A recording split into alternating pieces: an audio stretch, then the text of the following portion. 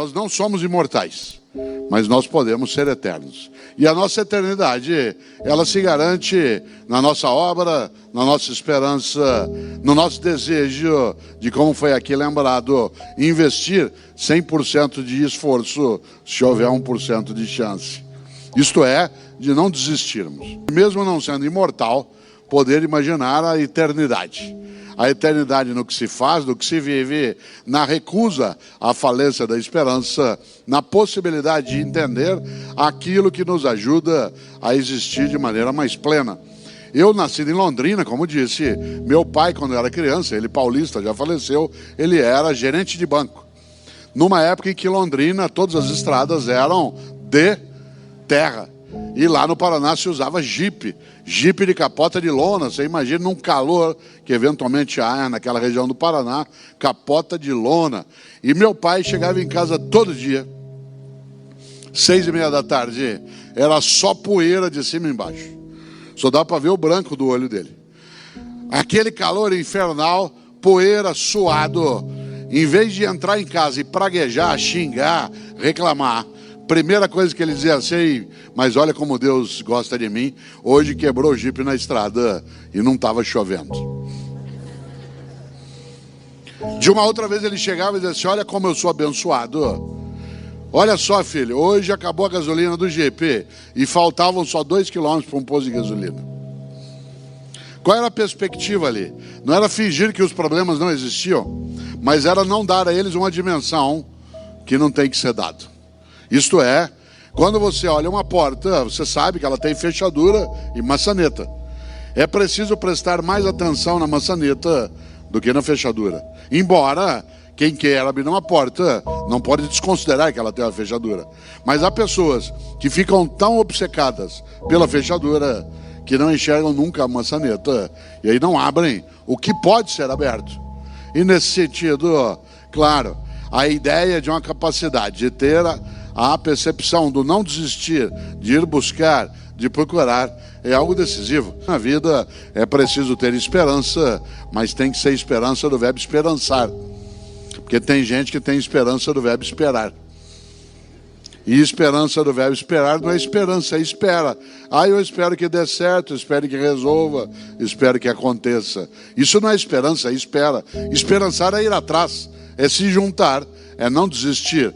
Esperançar é ter uma postura ativa em relação àquilo que pode, inclusive, nos perturbar, como perturba estando vivo. Eu gosto muito de lembrar de uma situação que vivi há uns 5 anos em São Paulo. Estava eu num congresso da área de enfermagem.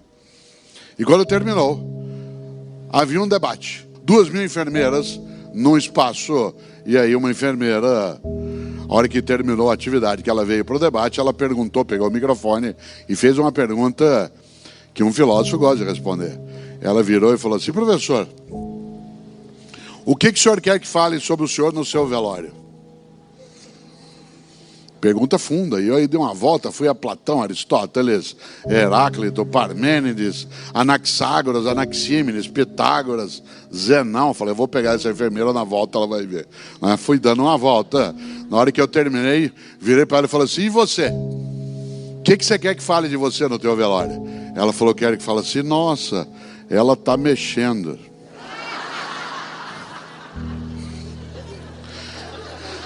Que é a expressão mais simples, menos sofisticada, sem elaboração teórica e sem abstração. Afinal, o que é que um ser vivo deseja? Permanecer vivo. Se essa vitalidade nos honra, se essa vitalidade ainda é digna, se essa vitalidade não nos machuca. Nesse sentido, é claro que o sentido da vida se coloca na possibilidade de tê-la naquilo que ela pode ser de plenitude, naquilo que impede, algo decisivo. Quando você é jovem, como há vários aqui, para você chegar a 60, 70, demora. Quando você tem 20 anos, alguém de 60 anos já está perto do check-out. Quando você tem mais de 60... Outro dia eu fui renovar meu cartão de crédito, que já estava bem antigo, o cartão de crédito, renovei. E aí fui fazer uma compra na internet e naquele momento da compra em que você tem que colocar a data de validade do cartão de crédito, eu quase fiquei meditando, meu cartão tem mais validade que eu. Quando teu cartão tem mais validade que você, é preciso pensar. Minha mãe, 86 anos de idade, domingo retrasado, estava eu caminhando na praça com a minha mulher, aí encontrei com ela, fim de tarde. Ela falou, filho, eu estava agora lá na igreja, sabe o que uma velhinha me falou? Eu falei, mãe, defina a velhinha. A senhora tem 86 anos. Ela falou, deve ter uns 88, por aí.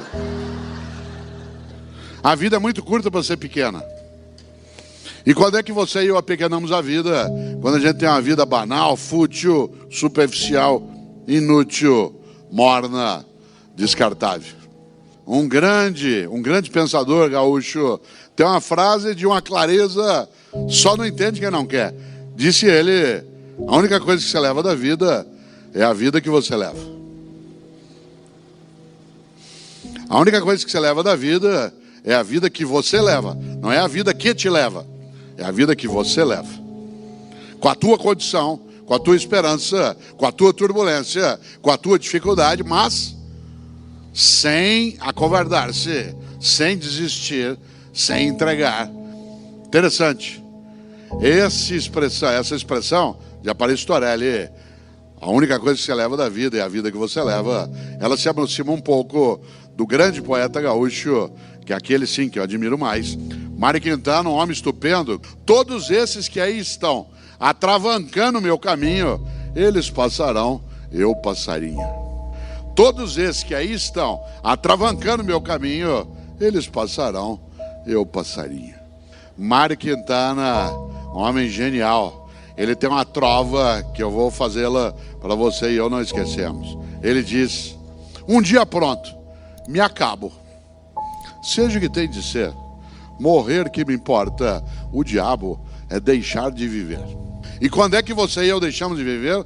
Não quando a gente morre, mas quando a gente vai tendo mortes cotidianas, com a morte da esperança, a morte do afeto. Você deixa de viver quando morre tua capacidade de amorosidade, de solidariedade, de fraternidade.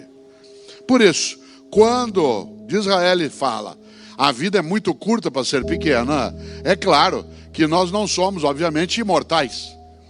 Mas nós podemos ser eternos. Claro que imortais não somos. Aliás, vários filósofos pensaram sobre o tema da vida e da morte. Entre eles, Epicuro, que tem a mais expressiva frase sobre isso, dizia ele, eu não temo minha morte por uma razão, nunca vou encontrá-la. Enquanto eu existo, minha morte não existe. Quando ela existe, eu não existo. Então não vou encontrá-la nunca, por que temê-la? Disse, mas isso é só uma frase. Bom, é simbologia. Nós vivemos de simbologias. Ou o Woody Allen, que disse, eu não tenho medo da morte, eu só não quero estar lá quando isso acontecer. Ou Chico Anísio, que dizia, eu não tenho medo de morrer, eu tenho pena. Claro, o Ariano Suassuna, nosso grande, especial, intelectual, que dizia que chamava a morte de cã, de demônia. Claro que ele estava falando ali não da morte que um dia já o levou, mas da vida que podia ser banal, fútil. E é claro que Ariano Suassuna continua vivo na sua obra, no seu projeto. Cada vez que um de nós assiste o Alto da Compadecida, vive ele outra vez? Claro. Mas não precisa ser um escritor, um ator, não precisa ser um inventor. Cada um e cada uma de nós tem a sua obra no dia a dia. Tem a sua obra naquilo que faz. Interessante. Eu, Cortella, até 10 anos de idade não havia televisão na minha cidade. Não é que não havia TV na minha casa, não havia TV na minha cidade. Por isso, à noite, o que eu fazia? Ficava pensando, não tinha o que fazer. E do que eu pensava? Que no dia que eu morresse, qual seria o meu epitáfio? Isto é, qual seria a inscrição no meu túmulo? Eu já tinha tendência à inutilidade filosófica e ficava pensando isso. Hoje eu não tenho mais essa questão porque eu não quero ser sepultado, quero ser cremado. Essa é uma decisão individual, cada um que decide. Se você observa, um dos sentidos da vida é ser capaz de não descuidar das outras vidas e da própria. Um dos sentidos da vida é cuidar da vida, seja da própria, seja de outras e outros. E nesse sentido, claro, se a gente lembra a necessidade de pensar na obra. E eu imaginava até 10 anos qual seria o meu epitáfio. Um dia eu sosseguei, cheguei ao epitáfio que eu queria. Eu não estou aqui. Se você imagina, a expressão eu não estou aqui é um sinônimo daquilo que aqui é sempre lembrado, de que nós não somos mera materialidade que se encerra com o perecimento de uma biologia.